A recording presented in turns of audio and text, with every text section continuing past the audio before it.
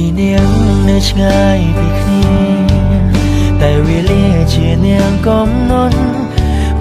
ឲ្យពួកយើងគឺប្រកបជាគូនិស្ស័យព្រមលិខិតអ្នកគ្មានមេត្តាឲ្យក្តីស្នេហាត្រូវបញ្ចប់តែចិត្តខ្ញុំមិនអាចបញ្ឈប់មិនអាចស្អមរូបអូនបានឡើយមិន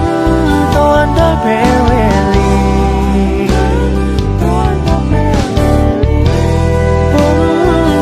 ក៏ចាចេញទៅ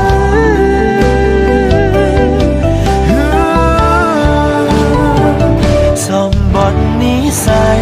ប្រឡាយក្តីស្នេហ៍យើងហើយអូនអើយមិនអាចបកក្រោយវាហួងអងហើយត្រាត្រៃបងមិនអាចបំភ្លេចបើសិនជាតិក្រោយមានពិនសូមឲ្យជីវិតផុតរឿងបែបនេះជូចរផុតរឿងកំសត់សម្បត្តិនិស្ស័យនិ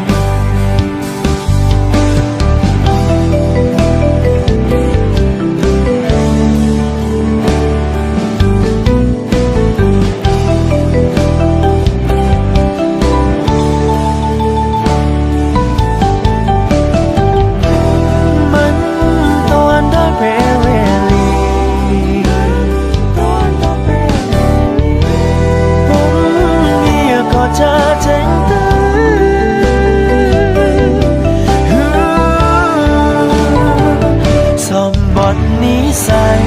រឡាយក្តីស្នេហ៍យើងហើយអូនអើយមិនអាចបកក្រោយវាហួងអងហើយត្រាត្រៃបងមិនអាចបំភ្លេចបើសិនជាតិក្រោយមានពិន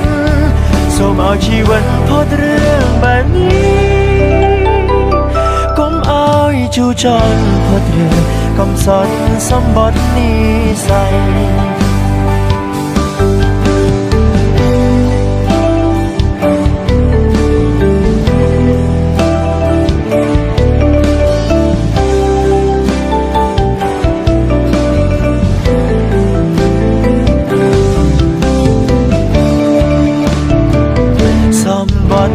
ស្ស័យរឡាយក្តីស្នេហ៍យើងហើយអូនអើយមិនអាចបកក្រោយ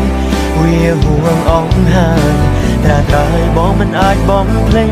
បើសិនជាតិក្រោយមានពិនសូមឲ្យជីវិតផុតរឿងបែបនេះកុំឲ្យជូចរផុតរឿងកំសត់សម្បត្តិនិស្ស័យកុំឲ្យជូចរផុតរឿងកំសត់សម្បត្តិនិស្ស័យ